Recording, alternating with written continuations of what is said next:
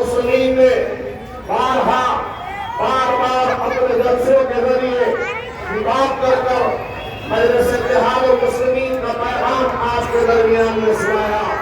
تو مجلس اتحاد المسلمین کا مقصد یہی ہے کہ 13 مئی کو آپ متحدہ طور پر مجلس اتحاد المسلمین کے حق میں اپنے ووٹوں کا استعمال کریں، اور وہ طاقتیں جو آج آپ کے اتحاد کو انتشار میں تبدیل کرنا چاہتی ہے، آپ کی آواز کو یہاں سے ختم کرنا چاہتی ہے، اور وہ طاقتیں جو آپ کو پھر سے 2014 سے پہلے لے کر جانا چاہتی ہے، آپ کو اس کا جواب دینا ہوگا۔ مجھے آج بھی یاد ہے یہ تاریخی سرزمین جو ہندوستان میں ایک حیثیت رکھتی ہے، اس تاریخی سرزمین پر پہلا خطاب 2012 میں میرا ہوا تھا، اور 2012 سے لے کر آج تک یہی سروں کا سمندر ہے جو تھمنے کا نام نہیں لیتا ہے۔ وجہ کیا ہے؟ وجہ یہی ہے کہ مجلس اتحاد المسلمین آج نہ صرف اورنگ آباد کی، نہ صرف مہاراشٹر کی، بلکہ ہندوستان کے ہر مسلمان کی، ہر ونچت کی، ہر طرح کچھ کی آواز بن چکی ہے۔ اور آج کئی ایسے لوگ ہیں جو اپنے زمینوں کو بیچ کر آپ کے اتحاد کو انتشار میں تبدیل کرنا چاہتے ہیں۔ میرا سوال ان مدنی رہنما سے بھی ہے، میرا سوال ان پرنشین مخاطب خواتین سے بھی ہے کہ آج وہ لوگ شیوسینا کی صفوں میں ہے، کیا تم نے بابری مسجد کی شہادت کو بھول گئے؟ کیا تم نے بال ٹھاکرے نے جو الفاظ کہا تھا، جو گالی دی تھی مسلمانوں کو مہاراشٹر کو، اس ٹھاکرے کی گالی کو بھول گئے؟ کیا تم بھول گئے کہ یہی بال ٹھاکرے تھا اور اس کی جماعت تھی جس نے بابری مسجد کی شہادت کے بعد میں کہا تھا کہ مجھے ڈر ہے شیوسینکوں کا؟ کیا ہو رہا ہے؟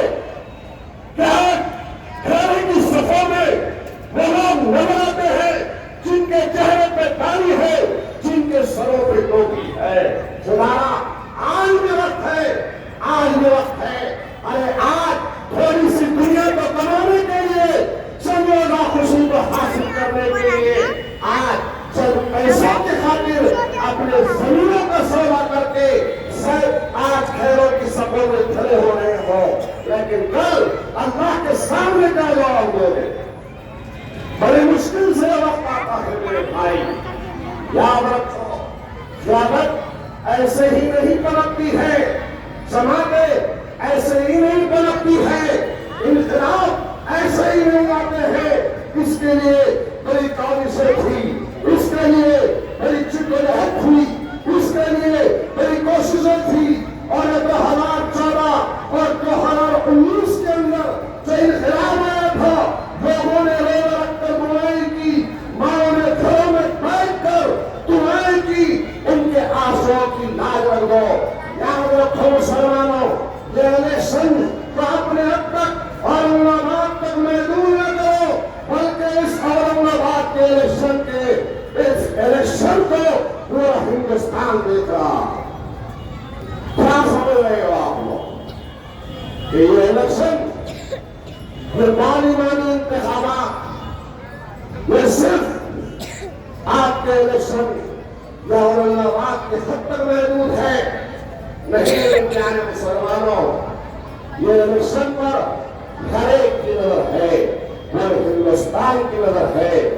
آج ہندوستان کے مسلمانوں کی لاج رکھو، آج ہندوستان کے مسلمانوں کی اس جدوجہد کو، اس آس کو ختم نہ ہونے دو۔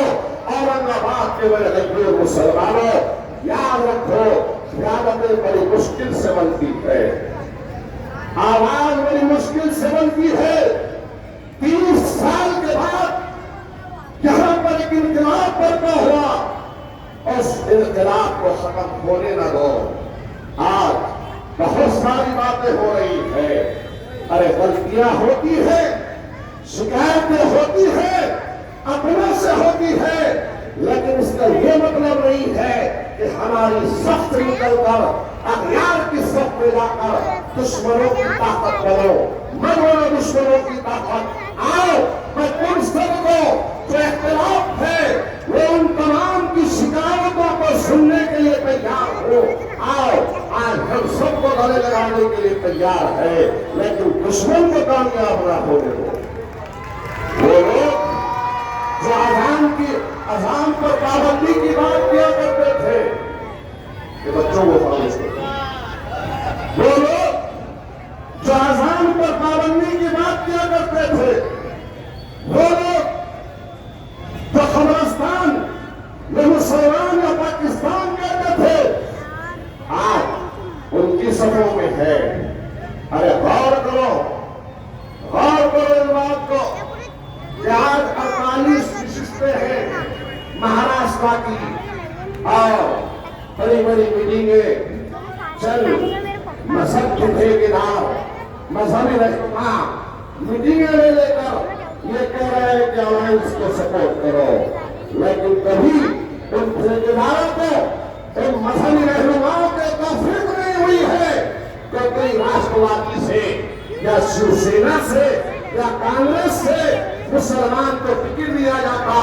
ارے 4 دیتے، ایک دو دے دیتے، ایک بھی نہیں دیا۔ کیا ہمارا کام صرف یہی رہ گیا ہے کہ ہم کون ڈالیں تو کس کو ڈالیں؟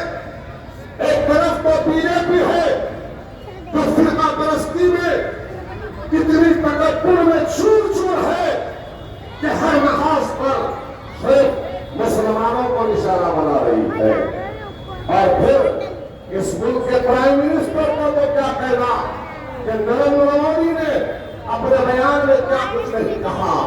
کیا زیب دیتا ہے نریندر مودی کو کہ اپنے عہدے کی، اپنی کرسی کی تھوڑی تو شرم کر لیتا، ٹھہر کر کہتا ہے یہ اقتدار کو جیتنے کے لیے 2024 میں پھر سے اقتدار میں آنے کے لیے کہ مسلمان زیور چھینیں گے، منگل سوتر چھینیں گے ہندو بہنوں کا، اور پھر کہتا ہے کہ مسلمان زیادہ بچے پیدا دیتے کرتے ہیں تو ہم کو گھس دیں گے کہتا ہے۔ ارے آج بھی تاریخ گواہ ہے، ویکیپیڈیا پہ جا کر گوگل میں سرچ کرو، یہی ہندوستان میں 1965 کی وار میں جو پاکستان سے جنگ ہو رہی تھی تو ہندوستان کے پاس اسلحہ نہیں تھا، ہتھیار نہیں تھا، ڈیفنس کی اتنی طاقت نہیں تھی، تو یہی حیدرآباد تھا۔ مسلمان میر عثمان علی خان تھا جس نے 1965 میں اس وقت کے پرائم منسٹر کو لال بہادر شاستری کو بلایا اور کہا کہ 5000 کلو سونا ہم آپ کو تحفے میں ڈونیٹ کر رہے ہیں، جاؤ اور پاکستان کے خلاف میں اپنی ڈیفنس کو مضبوط کرو۔ اور ہم نے اس ملک کے لیے سونا دیا، جان کی قربانی ہم نے دی، اس وطن سے ہم کو محبت ہے کہ تم بھول گئے شہید عبدالحمید بریگیڈیئر کو جو ایک رہنے والا اتر پردیش کا باقاعدی پور تھا، تو اس نے یہی 1965 کے وار میں پاکستان کو شکست دینے کے لیے جب سرحد کو عبور کر آ رہے تھے ٹینکرز، تو اپنی بدن پر بموں کو لاد کر ان ٹینکروں کے سامنے خود کو شہید کیا اور تباہ و برباد کیا۔ اور آج ہم کو بول رہے ہیں کہ ہم گھسپیٹیے ہیں۔ ارے ہندوستان میں چپے چپے پر ہماری عظمت کی نشانیاں ہیں، ہماری شان و شوکت کی نشانیاں ہیں، یہ ہندوستان کا قبرستان ہماری وفاداریوں کی نشانیاں ہیں۔ ہم نے اس ملک میں جہاں مانی کی، اپنے آپ کو شہید کیا، ہم ختم ہو گئے، لیکن ہندوستان میں ہم نے آج نہیں آئے، اور پھر ہمیں کہہ رہے ہیں زیادہ بچے پیدا ہم کرتے ہیں کہ ان کے ماتا پتا کرتے ہیں جو لوگ ہم سے کہہ رہے ہیں۔ نریندر مودی کے ماتا پتا کے بچے کتنے، موہن بھاگوت کے ماتا پتا کے بچے کتنے ہیں، 7۔ یوگی کے ماتا پتا نے کتنے بچوں کو جنم دیا، 7۔ ठाकरे के माता पिता ने कितने बच्चों को जन्म दिया? 7। अरे उस वक्त अगर योगी, मोदी, ठाकरे, प्रज्ञा सिंह ठाकुर और नकुल शर्मा और लाल कृष्ण आडवाणी इस वक्त उनके माँ बाप के सामने अगर ये नारा आ जाता हम तो हमारे को, तो इनका नंबर ही नहीं आता। हकीकत है उनका नंबर ही नहीं आता। इस मुल्क की फिजाओं के अंदर ये तफरीका पैदा होगा, मैं मुल्क बंटवारे की तरफ जाता, मैं इस मुल्क में हिंदू और मुसलमानों के आज नफरत का बीज बोया जाता। आज इन ताकतों का कोई जवाब देने वाली ताकत है तो मजलिस है। आपके खिलाफ में ऐलान पार्लियामेंट में होना, जितने भी आपके खिलाफ में बने, क्या वहां पर राहुल गांधी नहीं था? क्या वहां पर राष्ट्रवादी के लीडर नहीं थे? क्या वहां पर शिवसेना के लीडर नहीं थे? अरे सब थे। चाहे 3 तलाक की बात हो, चाहे एनआरसी और सीए की बात हो, चाहे शरीयत में मुदाखलत की बात हो, सब थे। लेकिन किसी ने आपके लिए नहीं बोला। पार्लियामेंट में इस ऐलान में अगर किसी ने आवाज उठाई और ओवैसी साहब ने इम्तियाज जलील ने आवाज उठाई और खड़े रहकर इन बिल की मुखालिफत की। आप बताएं आज जो औरंगाबाद चुनाव में अल्हम्दुलिल्लाह मैं कंगन गया, फुल्लाबाद गया, जितने आसपास के आपके इलाके थे, अरे मुसलमान तो मुसलमान, दलित, मराठा, ओबीसी, धनगर सब कह रहे हैं कि हम अब की बार इंशाअल्लाह ताला मजलिस इत्तेहाद मुस्लिमीन का साथ देंगे। अब की बार यहाँ से पतंग उड़ाएंगे, मजलिस को कामयाब करेंगे। हमको भी कामयाब होना है, हमको कामयाब करना है। तो हमारे कारा के बाद में कामयाबियों पर कामयाबी आपने हासिल की है, तो यह आपका इत्तेहाद है और हमारे कायदीन की खिदमत है। अराकीन बल्दिया को यहाँ से आपने जिताया तो एक तारीख बनी, रुकन असेंबली को आपने जिताया तो एक तारीख बनी, रुकन पार्लियामेंट को आपने जिताया तो एक तारीख बनी। अब की बात फिर से एक तारीख को बनाओ। आज हर एक की नजर आपकी तरफ है, आज मीडिया की नजर भी आपकी तरफ। सब देख रहे हैं कि क्या होगा औरंगाबाद में। और आजकल मीडिया में जरा जोर शोर से एक अमरावती की फुलझड़ी भी बहुत नजर आ रही है। अमरावती की फुलझड़ी बोले तो समझ गए ना, मीडिया में जरा जोर से नजर आ रही है। पहले प्रज्ञा सिंह ठाकुर मुसलमान के खिलाफ बोलती थी, फिर उनकी शादी बोलती थी, फिर नकुल शर्मा ने बोला, तो आज मुसलमानों के खिलाफ में एक अमरावती की फुलझड़ी भी बोल रही है। कहती है कि हिंदुस्तान में लेना है तो ये नारा देना पड़ेगा। और फिर ललकार किसको रही है? ललकार किसको रही है? हैदराबाद में जाता अकबरुद्दीन ओवैसी को, अकबरुद्दीन ओवैसी को कह रही है, अकबरुद्दीन ओवैसी साहब से कह रही है कि 15 सेकंड मिल जाए तो ऐसा कर लेंगे, ऐसा कर लेंगे। अरे खाली अकबरुद्दीन ओवैसी साहब औरंगाबाद में खाली हार बता दे तो लाखों का मजमा उनसे मोहब्बत करने के लिए, मुसाफा करने के लिए दौड़ पड़ता। ये मोहब्बत है हिंदुस्तान के मुसलमानों में अकबरुद्दीन ओवैसी की। और अल्हम्दुलिल्लाह हालत देखो, इतने स्मार्ट है वो भी देखो, और फिर चेहरे पे अल्हम्दुलिल्लाह कैसा नूर है वो भी देखो। फिर उसके बाद गरजती आवाज है, इधर सदन में गरजता है अकबरुद्दीन ओवैसी हिंदुस्तान का शेर, तो सब खामोश होते हैं।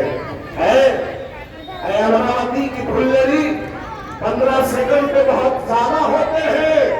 अगर मौका मिले हैदराबाद में जाकर अगर 5 सेकंड अकबरुद्दीन ओवैसी साहब से मुलाकात हो जाए ना, फिर तो अमरावती भूल जाएगी, हैदराबाद की होकर रह जाएगी। सही गलत है? اس لیے جواب دینے میں صرف مجلس کا آتا ہے، گروپوں کو نہ بھیجو، بولنے والوں کو بھیجو۔ بولنے والی جماعت کا نام مجلس ہے، اور مجلس کا شیر اختیار انشاءاللہ تعالی کامیاب ہوگا، اور 4 تاریخ کے دن یہاں کی فضاؤں میں پتنگ اڑے گی۔ خدا حافظ، شکریہ۔